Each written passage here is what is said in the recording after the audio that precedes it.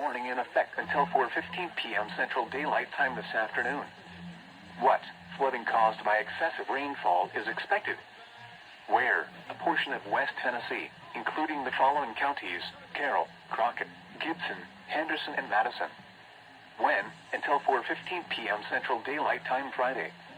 Impacts: flooding of rivers, creeks, streams, and other low-lying and flood-prone locations is imminent or occurring. Numerous roads remain closed due to flooding. Additional details: at 10:13 a.m. Central Daylight Time, trained weather spotters reported heavy rain in the warned area due to thunderstorms. Flooding is ongoing or expected to begin shortly. Between 2 and 4 inches of rain have fallen. Additional rainfall amounts up to 1 inch are possible in the warned area. Some locations that will experience flooding include Jackson, Humboldt, Milan, Lexington, Trenton, Fairview, Three-Way, Atwood, Blue Goose, Barberton, Carroll, Medina, Gibson, McLemoresville, Lavinia, Goat City, West, Sitka, Hickory Flat, and Claybrook.